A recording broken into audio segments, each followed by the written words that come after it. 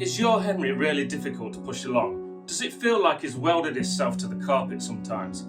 I know the feeling, and I'm here to help as always. Today I'm going to show you 3 ways to make Henry's floor tool much easier to push along. The first one is called the easy way. The second one is called the wrong way. You'll find out why in a bit. And the third way is the life-changing way. The easy way is to turn the suction down. Now, gone are the days where Henry had a high-low switch. Now we have to rely on the valve that's on the metal pipe. If you turn this so it's open, this takes the suction down to about 75%.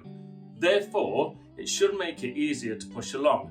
Now, I'm not a great big fan of this because I brought a vacuum cleaner because it's got powerful suction, and now I'm having to reduce it so I can just use it. It don't make sense to me, but hey, go away and try it, come back, comment below if it worked or not for you.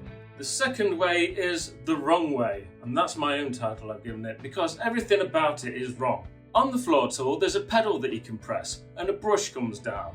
Now this is for use on hard floors like wooden floors and vinyl. It's so the brush sweeps your floor, and also there's a little gap created so the floor tool doesn't weld itself to your vinyl. Now, does it work on carpets? It's not supposed to be the way you use it on carpets, which is why I call it the wrong way.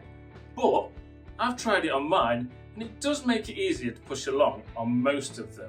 Things I don't like about this method are practically everything. Your brush gets really dirty at the front, full of hair and stuff. You're making a gap between the floor tool and the carpet, so your suction is down again. But it is just there. If it's going to help someone vacuum the house today without breaking the back, then yeah. The third and final way is the life-changing way.